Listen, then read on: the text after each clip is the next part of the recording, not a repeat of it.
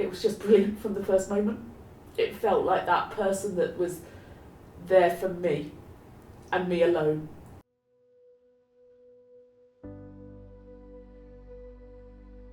Oh yeah. So it was my husband that passed away through suicide. We'd been married for 19, nearly 20 years. I think best way to describe him really is just sort of a quiet, unassuming guy. We met at work. He was a real high achiever in life. We have 2 children who are 13 and 15. And one of the things that I really found when I looked through all the photos after he died was just, he wasn't a father that sat on a sofa and watched his kids play. He was always on the floor with them playing and just loved being a dad, always wanted to be, and was just involved in everything. And he just wanted to spend time with them. He worked really hard in his workplace, he was an accountant, but he loved coming home.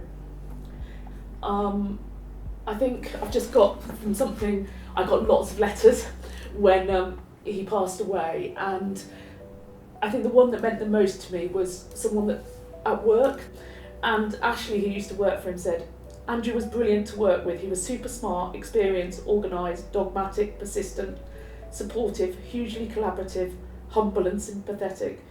He was and still is one of the best bosses I ever had. One of Andrew's best qualities that I constantly marvelled at was his humility. And I think that just sums him up brilliantly. And he was just my rock. I think we were each other's. And until 2 weeks before he committed suicide, we were living a happy life. Oh, that first day is a blur. I decided that I didn't want to be a victim of this. I wanted to be someone that still laughed, still had a house of joy, and remembered with happiness rather than sadness. I've got to be here for everybody else, but who's here for me? You've got your family, but they're going through their own anger. I mean, anger is a big part of it. Having to deal with that as well as your own grief and holding it all together is really difficult. And just knowing who to turn to is really difficult.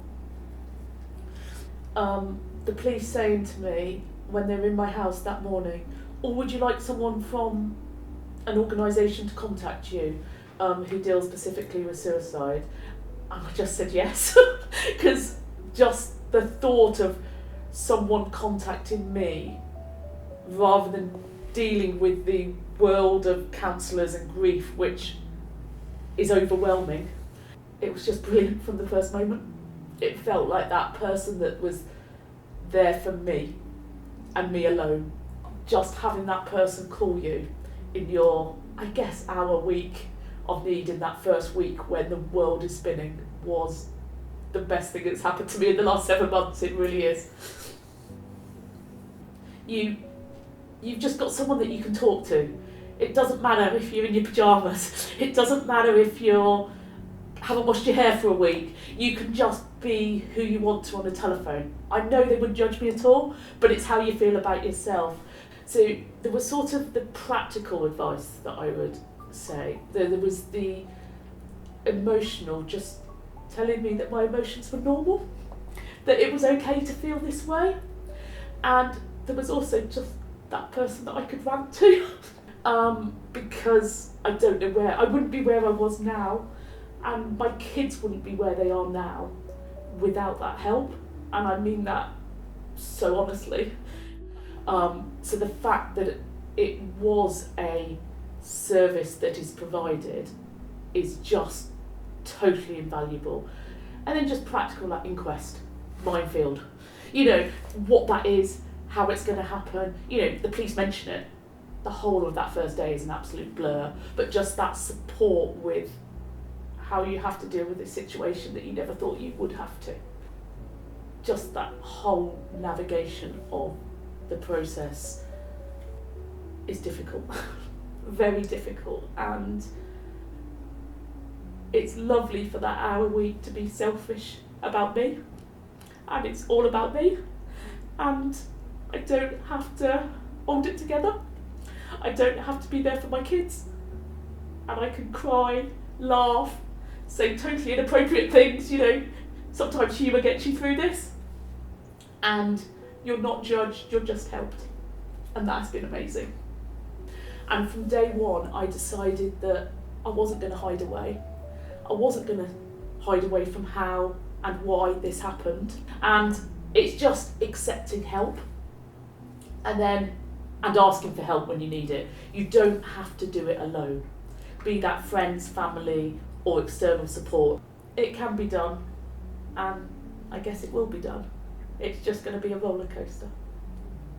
Thank you. The support that I have had has been that one constant through the last 7 months that I could rely upon for that service to be provided to me and have been the constant.